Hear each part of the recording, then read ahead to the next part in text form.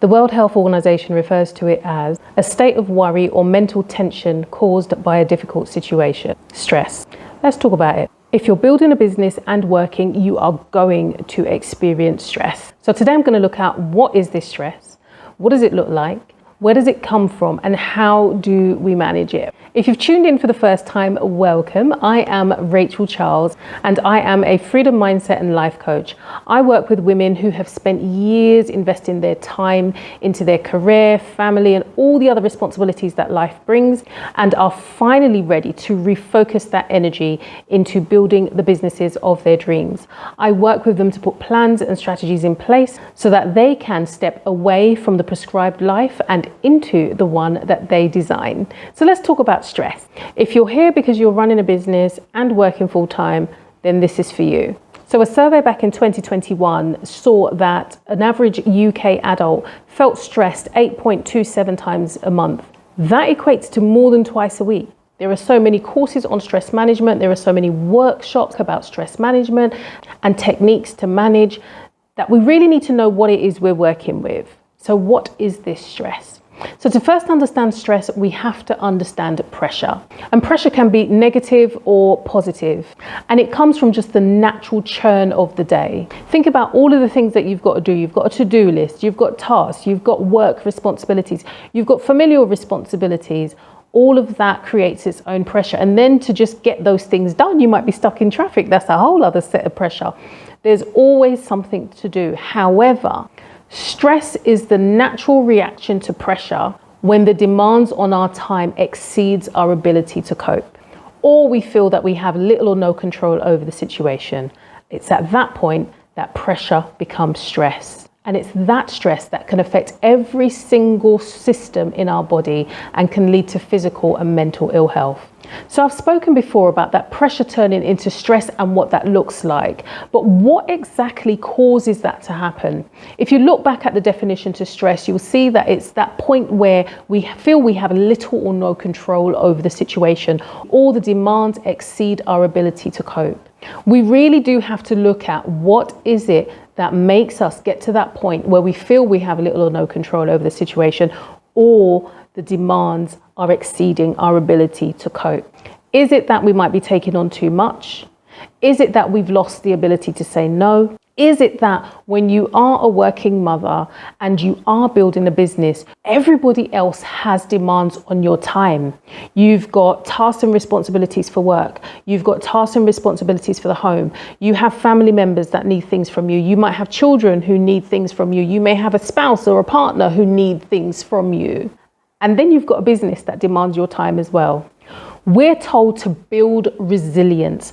I call resilience the bounce back muscle. If you've been in a position where you've been under a lot of pressure, that has turned into stress. That changes you, which is why resilience is meant to get you through the tough times. And then, like I said, it's about the bounce back. It's about how you recover from those situations. If you've been in a stressful state for 2 times, you don't recover, or you're never the person that you were before, or you don't even know how to deal with what's normal after the stressful period has ended.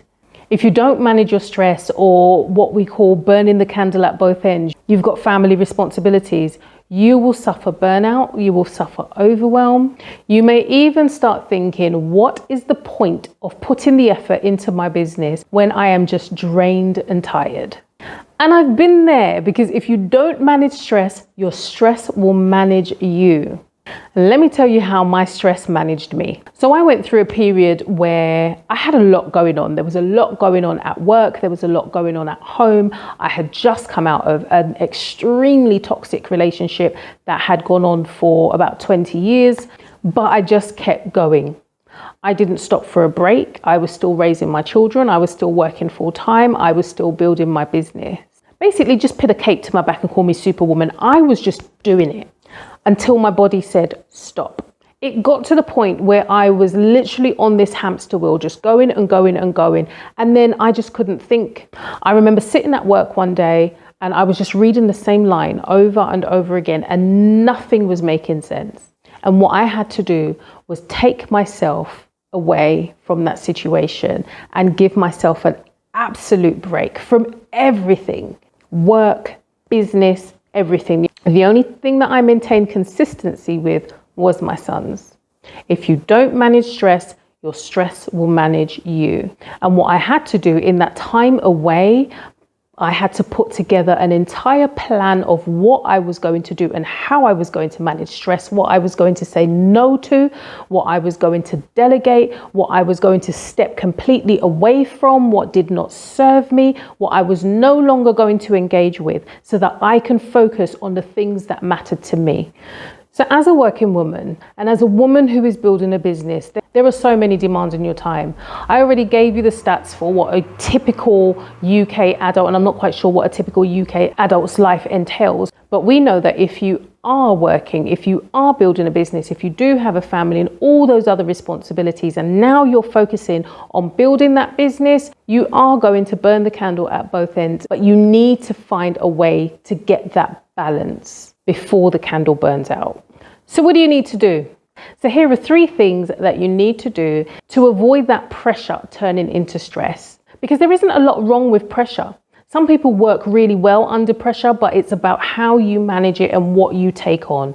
So let's look at the 3 things that you can do to avoid that pressure turning into stress. Number 1, press pause.